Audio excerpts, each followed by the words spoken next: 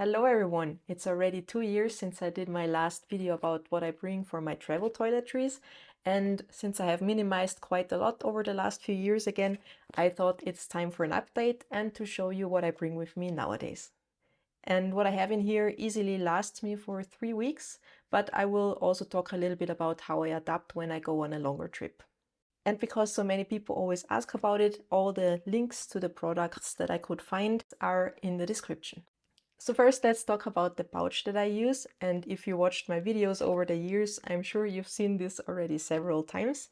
I am still using this one from Osprey. It's, I think, called their ultralight toiletries pouch or their ultralight fluids pouch. I'm not 100% sure, but I will link it for you below. But doesn't matter how it's called, it works very well for me, and after all these years, it still works without any problems. The transparent parts are getting a little bit scratched, but function-wise, there's absolutely no issue with this. In the past, I always brought this for my fluids, and I usually stored it inside of a larger toiletry bag because I don't like repacking. I'm very lazy. But since my last video, I reduced all my travel toiletries, and now everything that I bring fits inside of this pouch, with the exception of solid sunscreen that can go anywhere since it's not a fluid. So I also use this pouch to just go through airport security, and I never had any problems. I mean, at the end of the day, it maybe depends a little bit, as always, on the mood of the security agent. But in the worst case, I would just repack those few fluids that are in here. They would easily fit into a 1-liter clear bag as well. So I'm prepared. And now let's talk about what I actually have in here. Now, the first thing that I have in here is still my bulky Sonicare toothbrush. And even though it's very bulky and on longer trips I need to bring the charger for it, I really like traveling with it because it's just so powerful and it works so well to clean my teeth. And on the toothbrush head, I usually just keep this little lid that comes with the head when I purchase it. So this is my go-to combination. On shorter trips, I sometimes just use a foldable toothbrush, or I bring a spare head for my husband's Philips One toothbrush, which is a lot smaller and a lot more lightweight than my bulky one. But for longer trips, I always like to bring my more powerful one because for me, this cleans my teeth much better than with any other option that I found so far. And this is an old model. I will keep it until it breaks. But honestly, until they figure out how to make a toothbrush that is just as powerful as this one, with heads that are easily available even here in Europe, and where I can just put the USB-C cable inside somewhere to charge, I really see no reason to upgrade, and I will travel with this thing until it breaks. And since we're talking about dental care, I still travel with my toothpaste tablets. I use the German company Dentabs, but there's lots of other options by now, luckily.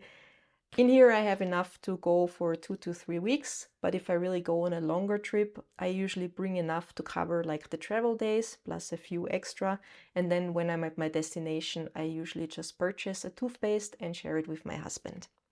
And the last thing for dental care is floss. That was just some cheap floss that I bought one day, but that container I can open it up and then just refill with my floss, and it's a very nice small package. Now let's move on to washing my hair and my body and also my face, because by now I use the same product for everything. So for all of this, I use a Dove beauty bar, which I usually have in here. And for the longest time, I used it to wash my face and my body. And when I was recently walking the Camino de Santiago, I also used it to wash my hair, and that worked surprisingly well. And since then, it has been my go-to for everything. So if I go on a trip on travel days, I will just use this. But nowadays, honestly, many hotels really have shampoo available. And if we stay longer in the same place, then we do the same as we do with the toothpaste. My husband and I just buy some shampoo and then share it. So with this soap, I really don't travel with a dedicated shampoo bar anymore. I always transport it in this Matador soap pouch, which is still my favorite way to transport soap. This soap pouch is now 5 or 6 years old, and it still looks okay. It has a few stains that don't come off anymore, but function-wise, I did not notice any leaking or anything. And I like it very much because it's very sturdy and it adapts to the size of the content that I have inside. So it's not like a plastic container that is always this size for the soap. Even though I wish that they would find a different closure because I just think this is a little bit bulky, but overall, extremely happy with it. I honestly think they're a little bit pricey, but for me, traveling non-stop and using it all the time, it's worth it. But if I would not travel regularly or just go on a shorter trip, then I would probably just use a small Ziploc bag. They claim that the pouch dries the soap through the fabric. I honestly have not really noticed that, but for me it does not matter too much because first, the Dove Beauty Bar, they don't foam too much and they foam a little bit better when they're a little bit more moist or soaked up with water. And second, I usually put them inside once they're a little bit more drier. And that's why I usually always travel with a soap saver. I find them very useful because first off, it foams better, and second, I can just hang them up to dry in the shower. I still bring one of those suction cups with a hook on one side. I bought them at the dollar store here in Austria, so extremely cheap. And with that, I just usually hang my things in the shower. And once it's a little bit more dry or before I leave, I repack it into my Matador soap pouch. So as you can see, I'm still doing the same thing since years, but it's just what works for me. The only thing that really changes is that I now use the Dove Beauty Bar and that I use it for everything. And I still prefer my soap savers out of plastic. There's now also some out of sisal or other fabrics, but they just take much longer to dry. So now let's move on to skincare. And about a year ago, I experimented a lot because I wanted to find a skincare routine that I can use the same thing, doesn't matter if I'm traveling or if I'm at home. So I always just want to use the same products and not have to refill or purchase other things and leave other things at home or all these things. I didn't want to deal with it. So I will keep this short now because I already did a video about this whole thing and I will link it below. But as I already mentioned, I use the Dove Beauty Bar to wash my face.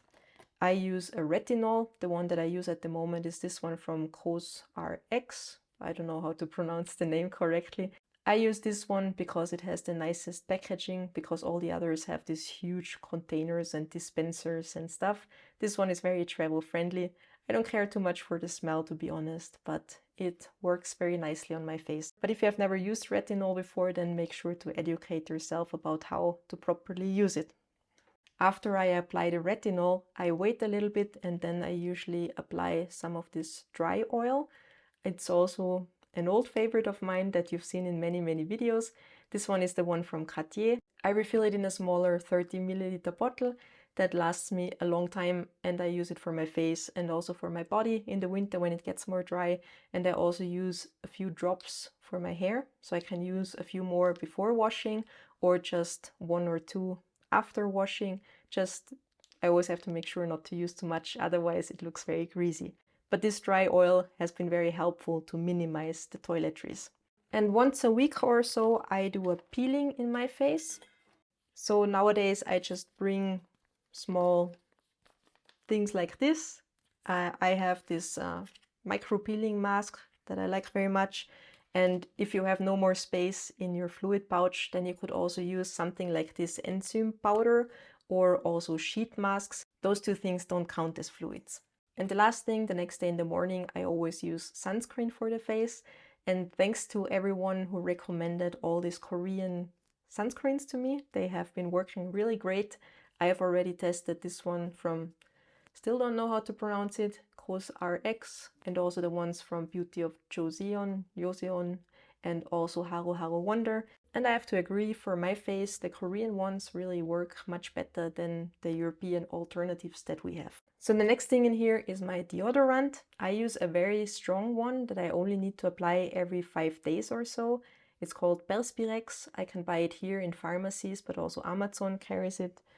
And I like it very much because it reduces my sweating to 0, and it has this very small, compact roll-on, and this little thing lasts me for 5-6 weeks easily. So for me, this is a great travel companion. even though it may not be the most healthiest thing, but it is what works for me. The next thing that I have in here is some perfume. I always like to travel with a little bit of perfume. These are just refillable bottles that I bought on Amazon, very cheap, but I like them much more than all those dedicated perfume bottles that I bought earlier, because this thing never leaks. And to refill it, I just unscrew it and then spray the perfume inside. I don't do any complicated decanting there, but I really enjoy traveling with it. Then mascara, the only makeup that I use. The next item is my hairbrush. I just use a cheap one that I picked up here in a drugstore in Müller. Very nice and foldable and lightweight and fits good into my pouch. Some Oropax. For my razor, I nowadays travel with a Philips One Blade. I have the Intimate version because I picked it up cheap on Black Friday, but it doesn't matter too much. It has the same blades as the other ones. Even though I think my husband's One Blade is a little bit bigger and it feels a little bit more powerful than this one, but it really does the trick. And it's also not as powerful as my old electric razor that I traveled with, but I mean, this is like a third of the size and it also does the job very well. And to charge the One Blade, you usually need a separate cable because, of course, they cannot put a standardized USB-C or something in there. But thanks to your recommendations, I purchased this little adapter that has a USB-C on the other side, and with that I can charge it and I don't have to bring that bulky cable with me. I almost forgot to talk about sunscreen, which for someone with my skin type is rather important. I nowadays usually travel with solid options, and if we stay longer in one place, I usually just purchase a bottle to share with my husband. But for those travel days, I always bring a solid sunscreen stick, and I also still travel with my sunscreen powder from Hawaiian Tropic.